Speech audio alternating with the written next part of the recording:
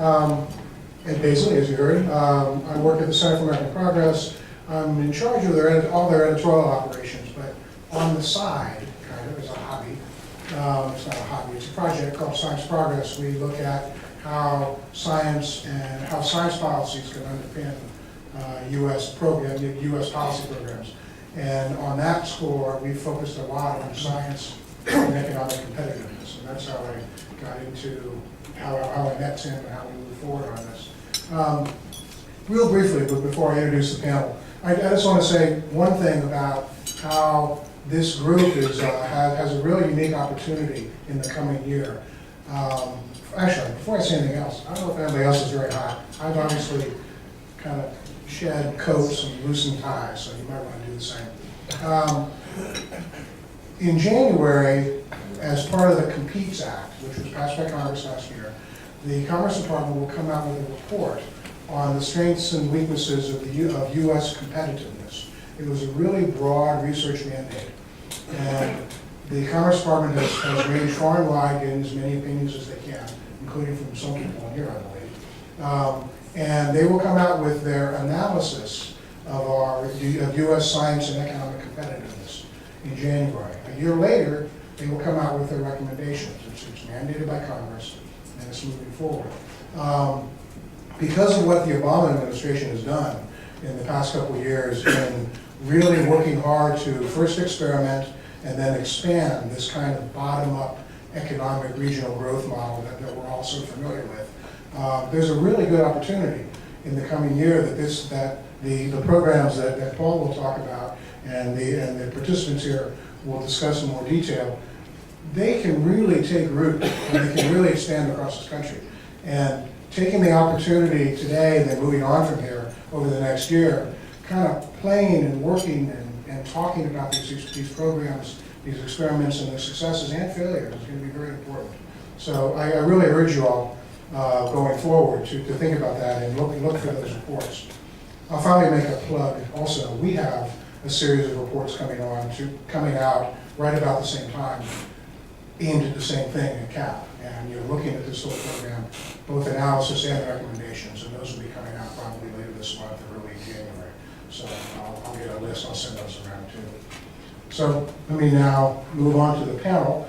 This is a panel where we're going to discuss some of the interagency promise and problems that have come about as part of this effort to try and get federal programs more aligned with regional bottom-up economic growth and innovation.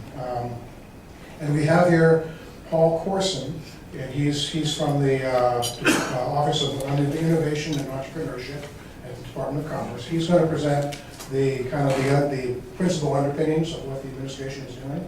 And then we have 4 people who can speak directly to how these programs have worked and what they recommend. And then we really urge people to get engaged in the dialogue afterwards, because this will be there'll be a lot of good examples here. And they are moving down the line here. John Freisinger. He's with Technology Venture Corporation out of New Mexico. We have Andrea Wesser, who's from the University of Central Florida, looking at one of their programs there. We then have Rena Cotsones. Success? Rena Cotsones. Rena Cotsones, with the regional engagement from North Illinois University. And finally, at the end, Dan Carol, Director of Multi-State Initiatives at the Office of the Governor of the State of Oregon. And Dan and I participated about a year ago, I guess it was, in a program, a retreat looking at the Energy Regional Innovation Cluster program, really the first program that the administration rolled out as a test case. And after the Philadelphia region won, we invited them and the ERIC losers, as we call them, to a retreat to talk about lessons learned. And this is kind of, in a way, a continuation of that, because the one lesson learned that we took away from that meeting in New York was there had to be more winners. And the administration seems to have taken that to heart. They are awarding more in different kinds of programs and expanding it, so it isn't just one side, one winner and everybody else doesn't win. The other interesting thing about that ERIC meeting was the self-organization that was required to bid for the ERIC process helped build those kind of bottom-up coalitions that don't naturally come together. So the federal government acting as a catalyst for this is truly imaginative, and I think we'll hear more about that today. So, to Paul. Thanks very much, Ed. And, it's certainly a pleasure to be here. I know several of you, and several of you I don't have the pleasure of knowing yet, but hopefully that will change. And I have to thank Ed. I was at a conference with about 300 people once and called the people who were not awarded grants losers, and was told very quickly that we're not losers. We are potential future winners. And so I think that's really, all joking aside, that's a lens that we've been trying to look at, as Ed said. There are tons of great projects, tons of great opportunities. The three folks on the panel who have won could easily have been joined by several others. I know University of Akron friends are here, and they were an original challenge winner as well. So the goal is to have the luxury of a multitude of winners, and I think we are getting there. But just very briefly, one point that I want to make is that what we've been trying to do, this bottom-up approach, this meshing of the entrepreneurship and the innovation and the economic development with the goal of creating new companies, introducing new products into the market, enhancing our competitive abilities as a nation, trying to create jobs as a byproduct of that. I realize how difficult it is, and I often, as someone who comes at it as an entrepreneur, not as someone out of the universities or out of the federal government, I realize the stretch that we are asking everyone to make. And the thing that I would say about these competitions is the Office of Innovation and Entrepreneurship is very much an R&D house for EDA and the Department of Commerce, and to some extent the administration.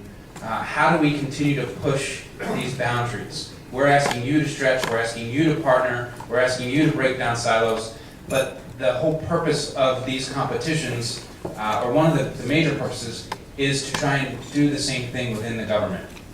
And so the I-6 competitions have had anywhere from 5 to 7 partners, federal agencies. The Jobs and Innovation Accelerator had 16 federal agencies. If it's difficult to herd different departments within a university or different actors within an ecosystem, imagine trying to get 16 federal agencies to all sign off on the same funding opportunity notice. Months and months and months went into that. And so the stretches that we're asking of the applicants are also stretches that we're asking of ourselves. So with that sort of explanation, the two things that we've done when we look at this ecosystem, right, or when we look at ecosystem development, I-6 really tries to get at it at the institutional side of things, the micro side, right? What are the services that the entrepreneurs need to start their companies? What are the support system? What support system do the scientists need to try and bring innovations to market, right? The accelerator has focused at the other end of the spectrum. As we build that ecosystem, what are some of the key components, right? The human capital, the physical capital, and the financial capital, and how do we, as an organization and as a government, try and provide a catalytic spark to help foster the accelerated process of that growing cluster. And so I don't want to take much time, but that's sort of from a conceptual construct. We're trying to break down government silos. We're trying to encourage the partnerships internally as well as externally, and then we're looking at that ecosystem to see how can we help from the micro level all the way to the macro level. Hopefully we'll hear that we've been partially successful, and we'll also hear how we can continue to improve that and make future competitions better, and then how do we integrate that into what we do normally so that we can continue to expand and go beyond to further research and further development of new innovative ideas. Thank you very much. So I asked each of the participants to essentially introduce themselves, because what they do and what they're doing is integral to the whole process that we're discussing here. So that was one reason I didn't give a long biography of each of them. I expect them both to do that, or all of them to do that. We're going to spend maybe 10 minutes apiece, kind of running through the top line benefits and problems that they faced, and then we really do want to open up for much larger discussion. So here, over to